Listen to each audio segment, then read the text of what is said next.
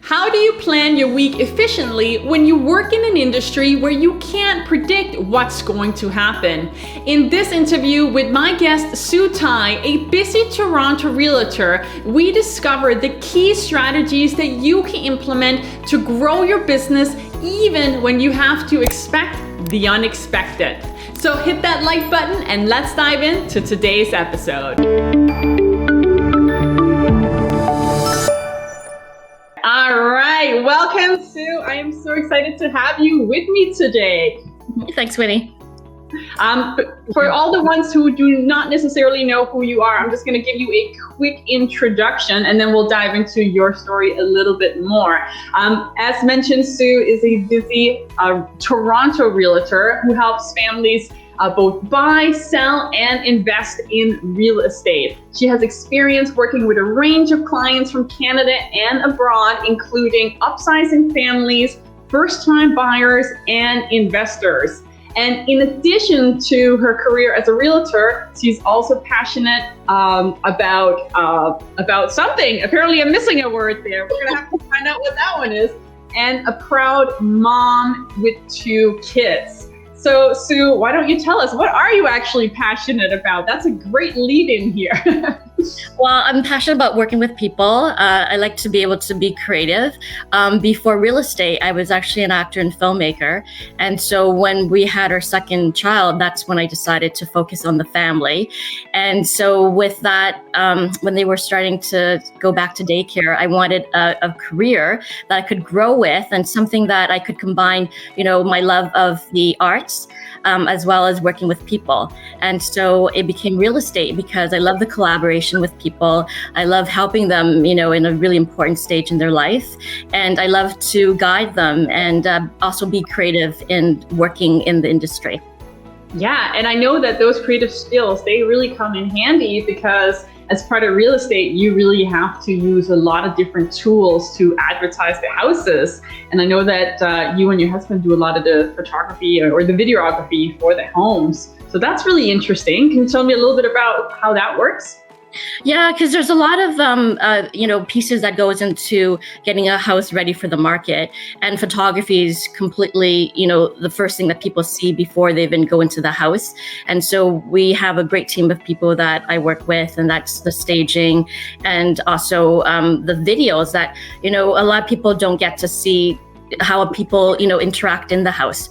And so for me, it's not just about selling the house, but also the neighborhood. And that's what the video, helps me do. And it's to showcase, highlight some of the features of the home as well as the amenities in the neighborhood. Yeah, such an important part, right? Because you're not just buying the house, you're buying the whole area and community that you're going to be spending your time in.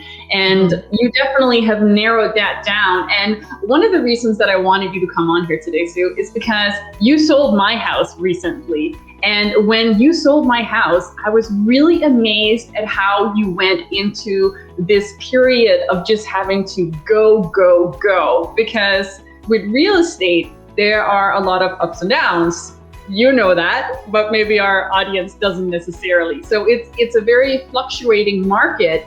And when you have a client that all of a sudden wants to sell their house, that puts a lot of pressure on you. So can you tell me a little bit about what that looks like in your world?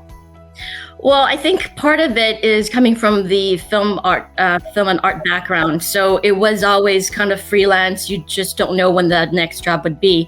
And so I already had that kind of, preparation going to real estate. And I actually enjoy the, everyday changes. You never really know. But what does help with what I do, that is, having a system in place, having some organization, which I really enjoy. And I love to be communicative with my clients. So I like to say, this is what to expect, this is what needs to be done. And then, and you were wonderful, you and Bo. So we were able to target everything. And so my part was actually very easy because, I have everything in place. If you're currently enjoying this episode, then don't forget to like, comment, and subscribe. And by doing so, it will ensure that I can continue to bring you the key content that you need to grow your business. One of the things that really stood out to me was you didn't necessarily know exactly when we wanted to sell our house. we had a lot of back and forth. We kind of thought about selling, and then we changed our mind, and then we thought about it again. So we kind of went through this whole cycle. And from a sales perspective, you can obviously nurture your clients and you can make sure that they receive value and remember who you are, but you can't necessarily dictate exactly when they want to pull that trigger. And I know for us, once we pulled that trigger, it was also because we had our eyes on a different house. So we wanted the sale fast. So what kind of strategies do you use when clients really want to sell their house quickly and you just have to jump on top of this opportunity? The first priority is always what the client needs. So when I'm working with a client such as yourselves, and we were just starting the conversation, like maybe I think a year ahead or a year and a half before you were actually ready to pull the trigger, I love to meet early because then I can hear what is it that you need. And if you weren't sure where you were going to be, I really want you to take your time to decide, because it's a big step. Once you move, and especially if you're moving outside the city, there's like really hard to get back into the market. So I wanted whoever I work with, my clients, to be very certain of, especially when they're selling, where they want to move to. And so the ones who are, coming because they, it's like for me, it's checking in on what my team's schedule is here. And I always need to know where they want to move to next. So if you're selling, if you're buying, I really need to know, why you're doing it, and you have a game and, a plan in place, and how I can help that. So once I know it's a good move, you're happy with it, then for me, I have like the steps in place to get the ball rolling. Very interesting. Yeah. So that's great. So you're kind of saying that the preparation is key in this aspect, kind of knowing where they are, and then you can better dictate how long it's actually going to take for them to pull that trigger based on your previous experience with that. That's very neat. So not necessarily for real estate, but just in general, how do you plan your day? So let's say that you get up in the morning and you might have what you think is your day planned, but then all of a sudden there is this client who jumps and they just want to sell. How do you make sure that your day is properly planned for situations like that? Well, I do have to time block my day. So, I actually do like a brain dump at the beginning of the week, sometimes like the night before. It's just some stuff that needs to be done, and it goes into the notebook, and then it has like the to-do list. And so when I block my time, I do have a little bit of wiggle room in terms of things that are unexpected. And then I have like, a little time slot for myself, which, if something unexpected happens, and definitely things have to shift.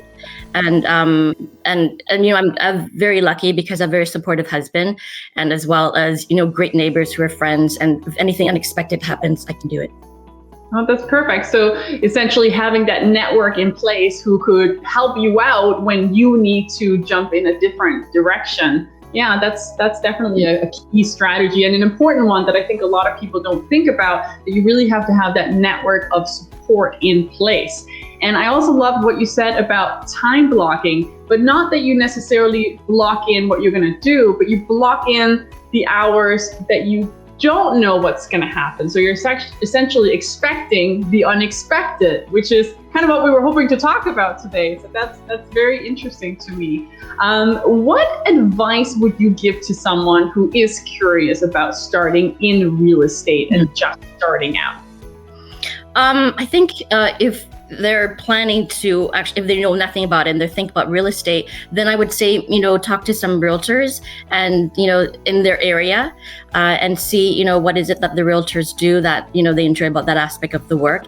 Because to me, before when I was acting or now with real estate, like I love it. I give it my 100%. There is like no part-time. It's just all in one thing. And so talk to the realtors that they're interested in to work in the neighborhood. And if they actually are, having their license and they're wondering where do they go from there, I would say interview a few brokerages and see what support the brokerages have in terms of training, because it's not fake it or make it. You're talking about, people's like the biggest investment that they'll ever own. And so it's really important that, they have the support to help, the families do that. So the brokerage in terms of training, in terms of support, maybe join a team team in the area, see where, what their philosophies are, what's important to the team. If that kind of aligns with what you want, then that's a really good fit. And yeah, so the key is just to ask people and talk to people and see if real estate is for you. Yeah, and I know that this business is very network based as well. Like it's really about creating those genuine connections with people, so that, because you're right, it's not just that you're making the biggest investment of your life, but you also want to have that trusted resource that you can relate to, who you feel is going to do a really good job for you to really make this decision here. So what are some of the strategies that you use to make your clients feel comfortable with you and eventually make that sale in your sales funnel? I think the key is just to be yourself. Just be authentic, be yourself, and really just to listen to what is it that they're looking for, what they need in this next stage in the move.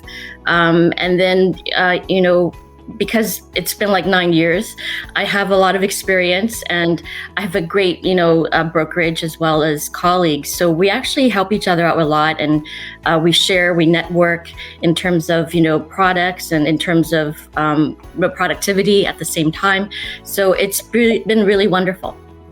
That's great. And I also know, and this is just because I've worked with you, that you have this amazing ability at just providing value along the way. Like no pushy sales tactic at all, but you would always kind of send me a little text message or send me a resource to something, not necessarily real estate related, but just something that you knew could benefit me. And I thought that that was such an amazing treat as a client, that it not only did it show that, you cared and you had an interest in me, but it was never about, hey, so when are you actually selling that house? And I think that's one of the reasons that we ultimately ended up choosing you to sell our house, because I just felt that connection with you.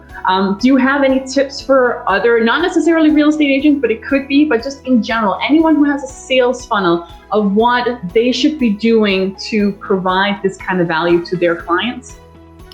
I think, again, just getting to know what is it that the family, the client needs, and then anything that kind of triggers it. So I actually have a board that has people that I've met that has shown some interest. Like it could be like next month, it could be a year, it could be 2 years or 3 years, but that they show some interest in real estate and they reached out to me. So then I see them because they're kind of top in mind.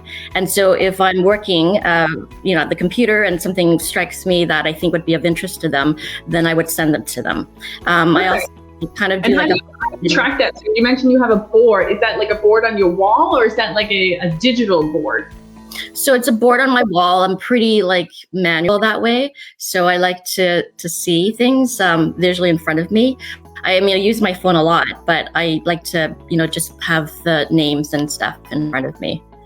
Yeah, so that's a technique that's working for you, just to kind of have it in view, and that way you're not forgetting about it. That's one of the things that I love about productivity and productivity tools, is that it's very unique. Like we're all a little bit different, and we have to find the right tools that work for us.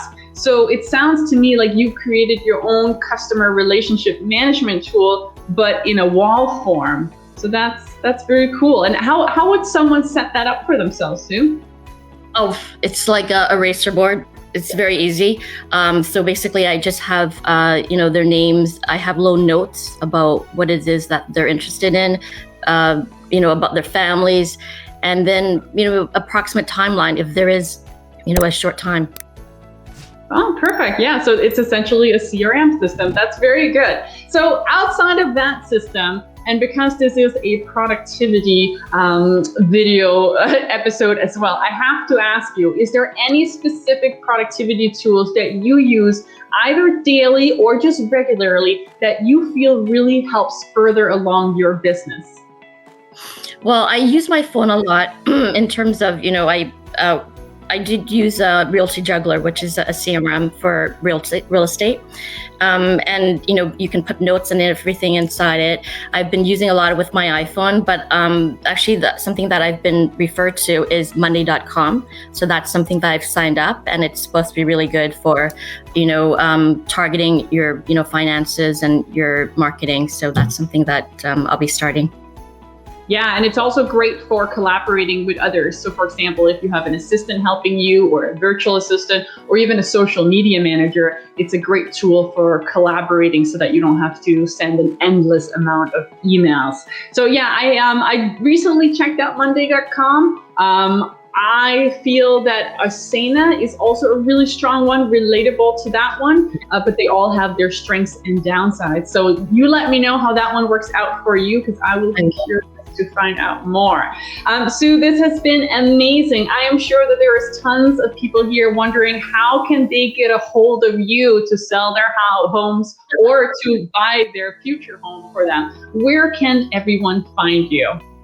You can email me. My email is sue@siuta.ca, and you can check out my website, siuta.ca. And thank you so much for having me. Yeah, my pleasure. And I think you also maybe had a special little offer for someone if they were curious about learning more. What is it exactly that you can do for them? Well, it's a really hot market right now. I mean, so I thought, if anybody's interested, I'd be happy to do a free home evaluation, and just to see, what their house would be worth on the market. That's a key thing to know, right? So that you can plan ahead, which is what it's all about. We always have to plan for the future so that we know exactly how we can reach our big dreams and goals. Thank you so much, Sue. It has been a pleasure. That's it for this week's episode. I hope you have enjoyed it. Don't forget to like and subscribe so that I can continue to bring you even more great content. And tell me below in the comments what you do to plan for your unexpected week. And if you'd like to learn more about how I help small business owners such as yourself grow their business using proven strategies and productivity tools, then visit my website right here or visit one of my social channels. I look forward to seeing you next week. Have a positive day.